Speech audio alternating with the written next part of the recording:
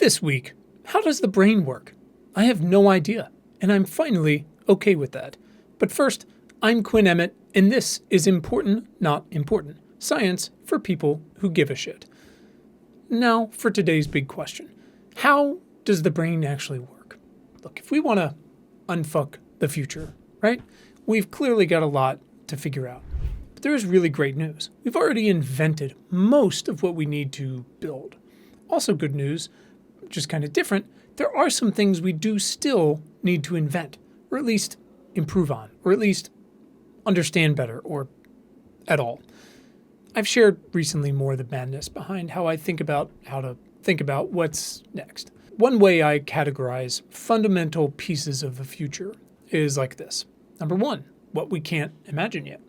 Number two, what we already imagined but don't have any idea how to build. Number three, what we already imagined and we're building, but it's technically incredibly difficult and maybe unsafe for whatever reasons. Number four, what we already imagined, already know how to build, but aren't building or building enough of because it's too expensive or because of political holdups, which can be broadly or regionally applicable. And last, what we already imagined, already know how to build, and are currently building. This is the funnel through which most ideas and technologies pass, from soap to clean steel to both fission and fusion, cell-cultured meats to mRNA vaccines, solid-state batteries to GPTs, immunological treatments, and CRISPR. Most of it fails. Innovations happen much differently than we think. We just got to keep at it together. So there's an essential role to play at every stage, starting from basic science research, for example, radioactivity or DNA, to drastically more specific applications for known problems, vaccines, bed nets, solar panels, wastewater epidemiology. Of course, we don't get the latter without heavily investing in the former, however less sexy or more profitable basic science may be. Similarly, research funding varies dramatically across disciplines, usually depending on the addressable market, from cardiovascular drugs to obesity drugs to more rare genetic diseases or kids' cancer. The way we actually go about allocating funding, an endless, distracting grant-making process, is the subject of another conversation, but we'll touch on it below. And so are the human-centered problems and roadblocks, which we discussed a couple weeks ago. For example, yes, self-driving cars are still really, really difficult to get right and relatively dangerous. However much progress we've made, meanwhile, human driving cars are a fucking nightmare to everyone for myriad reasons that are much more difficult to solve for because they're about us. Anyways, imagine for a moment we have all of the money and underlying research technology we need. The best minds thrown at a problem, a necessary problem, one in need of answers right now. Imagine that with all of this, we still can't crack it. And not only can we not crack it, but the best minds seem to agree, broadly, that the more we do find out, the more we're made aware of how much we don't know, and further, what we don't know about what we don't know. This is the brain, basically. I'm not even talking about brain cancer or CTE specific conditions. I'm talking about the absolutely insane efforts required just to understand how it works on a day-to-day and minute-to-minute basis, full stop. You're probably thinking, surely a supercomputer could help us plumb the depths of gray matter. Well, here's an example from just this week, courtesy of the Wall Street Journal, of such a device. Here's the quote. Inside a vast data center on the outskirts of Chicago, the most powerful supercomputer in the world is coming to life. The machine will be able to analyze connections inside the brain and help design batteries that charge faster and longer. Called Aurora, the supercomputer's high-performance capabilities will be matched with the latest advances in artificial intelligence. Together, they will be used by scientists researching cancer, nuclear fusion, vaccines, climate change, encryption, cosmology, and other complex sciences and technologies. Aurora is the size of 2 tennis courts, weighs 600 tons, and is expected to be the world's first supercomputer capable of 2 quintillion operations a second at peak performance, scientists at Argonne said. Okay, so that sets the stage for how crazy this thing is. World's fastest supercomputer. Let's do it. Okay, here's the next part of the article that we need to pay attention to. Researchers recently used Aurora to screen 22 billion drug molecules an hour, accelerating potential drug discovery. So 22 billion drug molecules an hour. Okay. Ready for the catch? Next quote. Another potential task is mapping connections in the brain, a task so complicated it could take Aurora a full day to process a tiny sliver of the brain. So 22 billion drug molecules an hour, but a full day to process a tiny sliver of the brain. Yeah, it can improve climate change forecasts and maybe also operate its own robots, which pros and cons there, but let's come back to the brain. Here's a very small sliver of the many fundamental things we don't know about the brain. Number 1, how a thought works. Yeah, our biggest, baddest supercomputer is Paul Rudd in Wet Hot American Summer, exhausted at the idea of processing even a sliver of the human brain. About 7 years ago, give or take, whatever, I had this debilitating month-long streak of what one of the world's best neurologists thought was migraines, but couldn't be sure.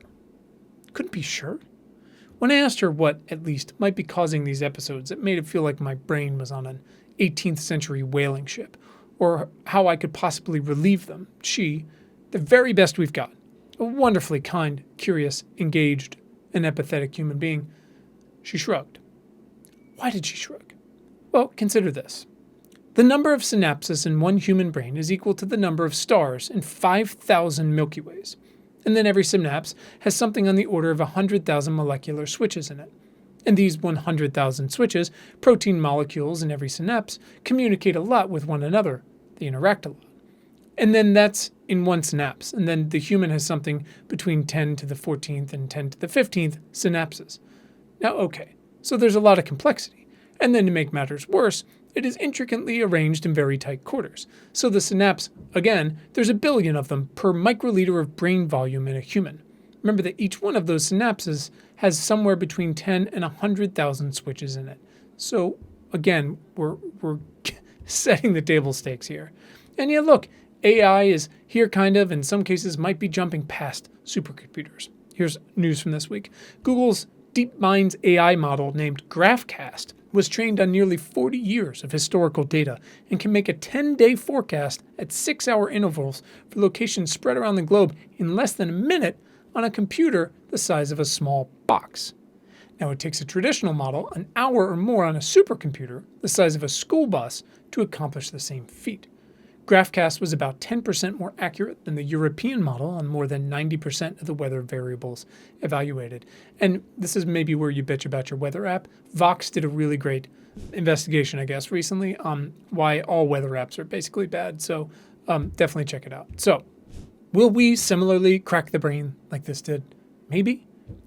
The closest comparison in complexity is probably bacteria, and more specifically the gut, which, you guessed it, we basically don't understand, so maybe specifically isn't the right word here. Sure, we've understood bacteria enough for the last 100 years to discover and save a gazillion lives with antibiotics, but 1, we use too many of them, and 2, bacteria outdates us by a lot and will outlive us by just as much. Bacteria will be the last thing standing on this desolate rock as the sun goes red giant and then white dwarf, consuming everything up to Mars or so. Not that incredible people aren't working to understand the whole microbiome, and even, considering everything above, this seems outlandish, how the brain and gut connect and interact. They're asking questions like, is it a one-way street? A two-way street? Are there intersections or roundabouts? Is there a street at all? And I don't know. Of course, obviously, I am an increasingly ancient liberal arts major who lives to ask questions of people a billion times smarter than I am. Understand, though, that we've come a long way. Even I can grasp that. Do you know how long people used to live? Not very long. Do you know how many kids used to die before they turned 5? Most of them. We didn't used to wash our hands. We used to dump poop and dead bodies upstream of our drinking water, or at least somebody else's, and then not wash our hands after we did it. We used to think storms were acts of some sort of angry god. We thought we were the only planet. Then we thought the sun orbited our planet. Then we thought we were the only solar system, the only galaxy, Whatever, you get it. We used to dose patients with mercury and opium. Bloodletting was a thing, as was astrology and the humors, which I still haven't figured out what that is. In the year of our Lord 2023, Kat Bohannon wrote 596 incredible pages describing how the female body actually drove 200 million years of mammalian evolution because we are too sexist to have considered that the biologically childbearing half of our species might be the half that made the species what it is today. We've come a very long way on the brain, too. For example, functional MRIs are super cool, and yet the more we know what we don't know. So here's a question I've seen in a few places that will screw with you. What if the brain can't understand itself? Also, what's matter made of? Further, how the hell did we evolve from non-living matter? Did viruses start at the same time? Why does time seem to only go forward? How is consciousness? Why are there two different sandwiches called Sloppy Joes? And of course, one of my all-time favorites, what makes you, you? Enjoy. Good luck sleeping tonight. The point is, here's why I bring all this up today. It's easy to think that unless you are a neuroscientist, a neurosurgeon, a neurologist, a neuropharmacologist, a psychiatrist, someone studying to become one of these, or a gut scientist like my friend Gautam, who's linking up with brain people to ask even bigger, harder, more consequential questions, that you're really not going to contribute to meaningful progress on how we understand the brain. But that would ignore, just to start, how this research is funded. To say that it takes a village would be a monumental understatement, from program officers to grant managers to lab techs and grad students, undergrads and support staff. And this is the way it is for most fields. It's really, really important we figure out as much as we can about the brain and how it interacts with the gut, what causes and treats Alzheimer's or whatever else. Vitally important. It's easy to feel like whatever contribution you can make might not play a significant part in that journey. I have felt that. I get it. And it's wrong. Yes, self-awareness is key, and it's the real reason we all constantly ask the question, how can I help? It's why we do what we do here. Not just because we're all shit givers at heart, but because we already know our limitations, and they can make us feel pretty goddamn impotent when the shit hits the fan. If you're someone who's interested and capable of becoming a neuroscientist, a doctor, or elected official, go do it. That's incredible. We will support you.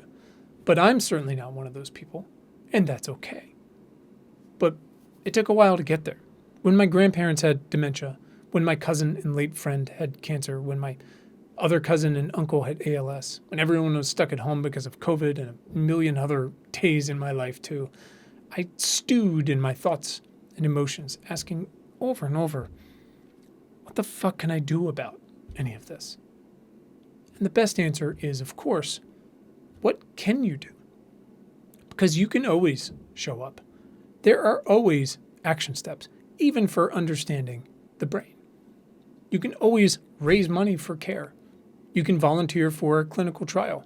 You can almost always give blood.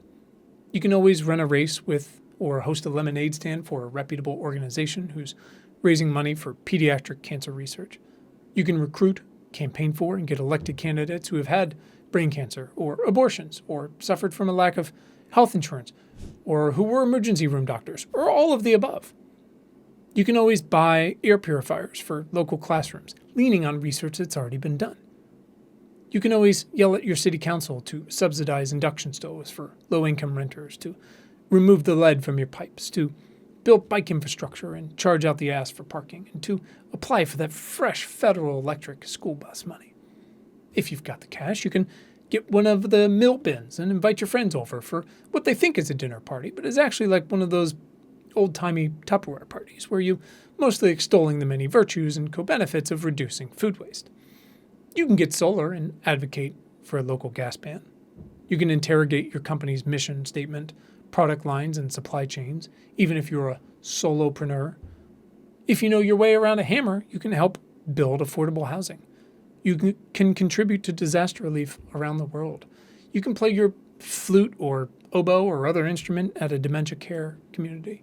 You can bring your golden retriever or rescue whatever dog to say hi to sick kids. There's so much you can do Everyone plays a part. And look, I too dream of a radically cooler future filled with widely available technologies we can't even begin to dream of. But the most impactful work we can do to get there is often the most pragmatic, attacking today's known weaknesses and opportunities to raise the baseline, to make sure everyone has bootstraps, to make sure scientists and inventors and ethicists on the front lines of the future aren't spending all their time writing grant proposals, to make sure teachers aren't paying for their own classroom supplies. Look, if you don't have a lot to give, but you really want to give, giving a tax-exempt church or progressive Senate candidate in a diehard red state, or even a diehard blue state, your hard-earned cash is going to go way less far than donating to a local school board race, buying a single bed net, or giving it to a specific teacher through Donors Choose. It's just math. We can do all these things at once, and none of us has to do it alone. I'm not expecting you to figure out the brain. Don't worry. I'm not going to tell you there are as many of us as there are synapses in the brain. I'm not that bad at math. But as Dr. Tobias Funke once put it, there are dozens of us. Dozens. We can dream of a wildly imaginative future at night and spend our days laying the bricks for a real one that our kids and other people's kids and their kids will actually experience. Wouldn't that be nice to live to see the fruit of our efforts? So maybe the youths won't be quite so mad at us. You can always show up, even for brain. You can always take action. You can always use your unknowable brain and perfectly understandable heart to move the needle to do better. That's it for this week. If you got feedback, questions, opinions, please send them our way. Email them to questions@importantnotimportant.com. Please hit subscribe to get next week's issue straight to your feed. To go deeper, visit importantnotimportant.com. Thank you for being a part of our community, and thanks for giving a shit.